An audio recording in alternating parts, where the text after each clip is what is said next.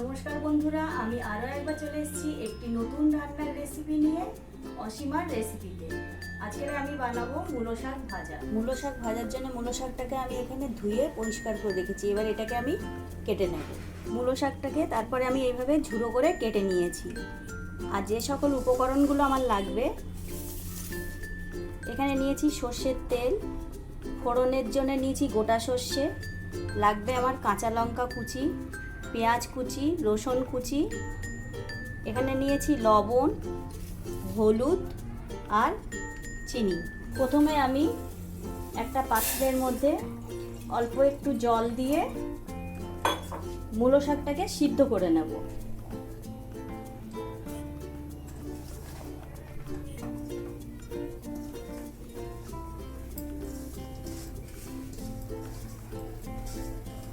এটা আমি ঢাকা দেবো না, ঢাকা ছাড়াই এটাকে আমি সিদ্ধ করব।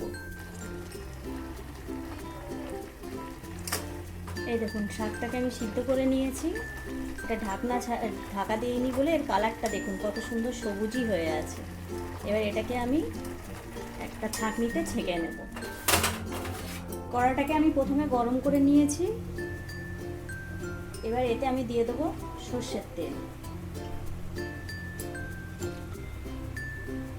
তেলটা গরম হয়ে গেছে। এবার এতে আমি দিয়ে দেবো গোটা সর্ষে।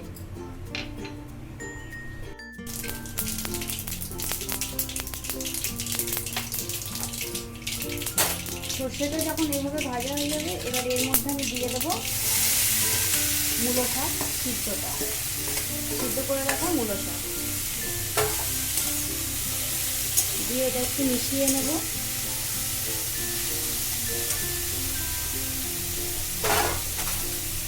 এবার এর মধ্যে দেব আমি টেস্ট অনুযায়ী লবণ,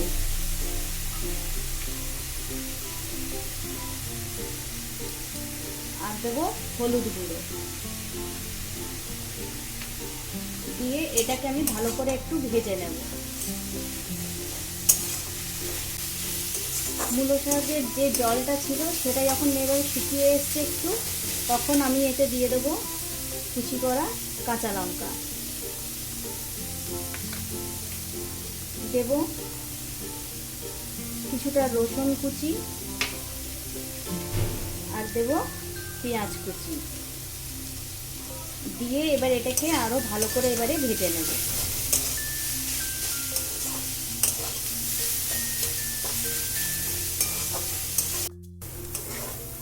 পেঁয়াজ, রসুন, কাঁচা লঙ্কা দিয়ে আমি এটাকে বারে বারে একটু নাড়াচাড়া করে নিয়েছি।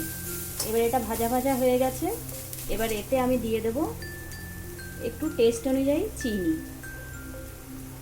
অল্প একটু চিনি দিলাম, দিয়ে এটাকে আমি আরও একটু ভালো করে ভেজে নেব।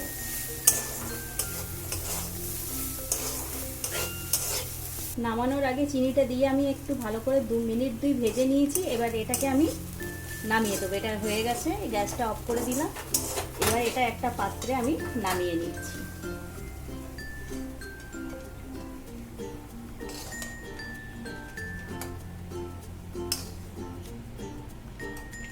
বন্ধুরা, মূলো শাক ভাজা আমার রেডি হয়ে গেছে। আপনাদের যদি ভালো লেগে থাকে তাহলে একটি করে লাইক করে দেবেন।